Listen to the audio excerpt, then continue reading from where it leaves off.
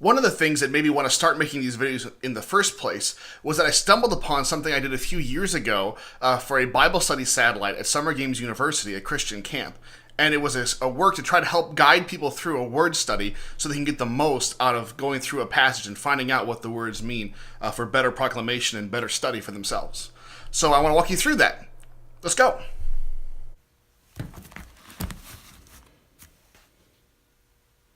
When I originally put this together, I put a lot of time and thought into exactly what I was saying and exactly how I was saying it, so I hope you'll forgive me if I am reading it off of the text that I originally prepared. But the first thing I want to say is that in spite of the fact that there are many people in the world and in the church who are seemingly obsessed with the fact that the Bible was originally written in Hebrew, Aramaic, and Greek, you don't actually have to know those languages to really get a lot out of a word study. In fact, though I'm going to point you to some Greek tools, they don't require you to have any real knowledge of the language or how it's put together to do a word study in this way. On top of that, although there's more that you could learn if you really got to know Greek and Hebrew, and you'd really have to know the languages, the amount of insight that you would gain beyond what I'm going to cover here is relatively small, and you can approximate it by getting a hold of a good critical commentary that deals with textual issues. Well, we start with the passage. Let's just use, as an example, Mark chapter 8, verses 27 to 33, which is Mark's account of the conversation that begins with people asking, "Who do people say that I am?" And one of the words that sticks out is that after Jesus explains that he's going to be betrayed in verse 32, Peter rebukes him. That is, he reprimands him for what he has said. In the very next verse, we see that Jesus turns around and rebukes Peter in return. The same word. What we want to do is see if the word that gets translated here as rebuke has any significance beyond the ordinary correct or reprimand. Now, we aren't really concerned with how the English word rebuke gets used in our translations. We want to find out what that word that it came from is. And I want to encourage you because even though we need to know what the word is, you don't actually need to speak the language. I'll show you. First, you go to www.greekbible.com, where you'll find the whole Greek New Testament available. Click on the Book tab to highlight the book that you want, in this case, Mark, and then put in your verses. Well, since we're interested in a whole passage, I just put in the chapter number. Then use the verse numbers to find the verses we're looking for, which are number 32 and 33. What we want to do is to find out the word that gets translated as rebuke. But how do we do that? Well, look for a word that looks similar between the two verses. They aren't always exactly the same, since words, especially the ends of words, change in Greek depending on their part of speech. Now, also, word order is often quite flexible and quite different in Greek than it is in English, so the words might not be where you expect them to be. But don't worry if you can't find them. Sometimes it can be hard. And if push comes to shove, there's another way to find out the word you're looking for. The best feature of this website is that if you click on any of the words, a window will pop up that gives the word in its dictionary form, as well as all the information as to what part of speech it has. Well, as it turns out, the word that we're looking for is epitimao. I got a screenshot of both times the word shows up so you can look and to see why they're different. When Peter rebukes Jesus, the word is in the present tense, the active voice, and the infinitive mood, which means it reads, to rebuke. The second time, when Jesus rebukes Peter, it's in the aorist, or simple past tense, the active voice, indicative mood, a third person singular, which means it reads, he rebuked. Now, I'm not going to take up your time by picking apart all the parts of speech. Any search for Greek parts of speech and grammar will get you the information if you want it. All right, we want to see how this word is used, so we need a Greek New Testament concordance. Never fear, there's a free one online at concordances.org/Greek, which should be all that we need. All the words are listed by what they call their Strong's number, which is a system named after a guy who made a famous English concordance. Now, the last website we were on didn't give us that number, but if we copy the word from the pop-up window from before, we can search. As you can see, right at the top of the Greek side of the search page is our word, so that we click on it, and after scrolling down a bit, this is what we see. You'll notice on the right that there are several similar words listed along with how many times they show up in the New Testament. Don't worry about them. They're just different forms of the word, like we saw with epitimao. Only rarely will it make any difference which form of the word we're using. Anyway, As we scroll down, we see on the right-hand side a list of every time a version of the word epitimao is used in the New Testament. We could look at all of them, but we're mostly concerned with how Mark uses the word in his gospel. So we scroll down and we see the following verses in Mark: 1:25, 3:12, 4:39, 8:30, 8:32, 8:33, 9:25, 10:13, and 10:48. 9 times, 3 of which show up in our passage. Wait, did I say 3? We only saw the word rebuke twice, right? Well, what happened?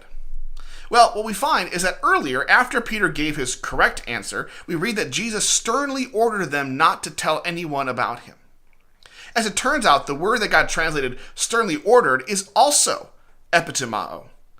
Already we can see that a third of the times Mark uses the word epitimao are within 4 verses, which would not take much to argue means that the intensity of the argument is fairly high. Alright, how else is the word used in Mark's gospel? In 1:25, Jesus rebukes a demon in order to make him be quiet and to come out of a man.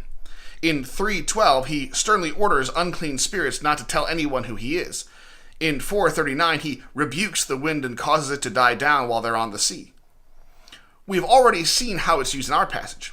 In 9:25, he rebukes an unclean spirit to cast it out quickly so it would be gone before the crowd gathered. It seems he didn't want him to see it. In 10:13, we have the disciples speaking sternly to children and keeping them away from Jesus, which is very interesting. In 10:48, we have blind Bartimaeus crying out for Jesus to come and heal him, and the people around were sternly ordering him to be quiet. In 2 out of the 6 times outside of our passage, we have people who are not Jesus using the word epitimao. And what do we notice about each of those times? Each time it's used of people who are trying to hinder the work of Christ. It's to stop the children from coming to Jesus and to keep Bartimaeus from crying out to be healed. If this has anything to teach us about our passage, it seems that Peter's rebuke of Jesus is meant to be understood as being just as misguided, just as, to be perfectly honest, evil. But what about the other 4 times when it's describing Jesus? It's always within the context of casting out demons or exercising authority over the wind and the waves. Often when he's casting out a demon, he's also trying to keep them quiet so they don't tell others who he is. This aspect, often called the messianic secret, is also important. What's most important is that when Jesus rebukes, at least in Mark's gospel, it's always an exercise of divine authority, where something, whether demons or the forces of nature, are fundamentally out of line. And we could say, perhaps a bit simplistically, but not too much, that when Jesus rebukes Peter, Mark is intentionally using exorcism language. That Peter's misunderstanding of who Jesus is and what he has come to do is so fundamentally inaccurate that it slid over into the demonic. The fact that Jesus calls Peter Satan in this passage seems to confirm this. Well, what have we learned from this? We've seen that though the word epitimao shows up several times in Mark's gospel, it seems to have its most serious significance in this passage. All of the meanings it bears in other parts of the gospel show up here, whether in Peter's rebuke of Jesus or Jesus' rebuke of Peter. And if we wanted, we could extend our study and we could see how Mark's use is either like or unlike its use in other parts of the New Testament, or throughout the Greek translation of the Old Testament, which can be very interesting, or even comparing it with how it was used in secular Greek or in the early church. But any significance that might have for our interpretation would be less than what we just did. What would be the most interesting is if we would find that other New Testament writers use epitimao in very different ways, because then it would make it even more significant that Mark uses it how he does. What you should know is that the significance of the words has much less to do with what they literally mean than how they're actually used in their context. For example, the literal meaning of the English word greenhouse would mean a green house, which is not at all what we mean by it. You could have looked down the left-hand side of the screen and seen all kinds of definitions of the word, but it wouldn't have been all that helpful because they're trying to provide overarching definitions that fit different uses in the New Testament, but they don't help you decide which one's being used in any particular passage. The best way to avoid the dangers of reading all of the meanings of a word they can have into a specific use, or just reading your favorite into it, which are the 2 biggest mistakes people tend to make when doing word studies, is to always remember that a word means what it does because of how it's used. And the best way to find out how a biblical author uses a word is to see how they actually use it when they use it. Sometimes you won't find anything special when you do a word study like this, but other times, like epitimao, you may find a whole new depth of meaning that you would never have noticed otherwise. The exciting thing about this way of doing word studies is that you don't actually have to know the original languages to do it, so you can do them right now. In fact, if you were to take just a semester of Greek and try to take what you've learned just from that semester and try to do a word study, you'd probably wouldn't learn anything this significant. And if you made a big deal about it, you'd probably just end up alienating the people you're sharing it with. This is a way that using some basic tools that require you to look at Greek, but not to know it, you can get some significant study done. If you get together with a couple of people to study the Bible, you could each take a key word and do the study and compare notes when you get back together. Not every word study will be a revelation, but enough will to totally make it worth the time and effort.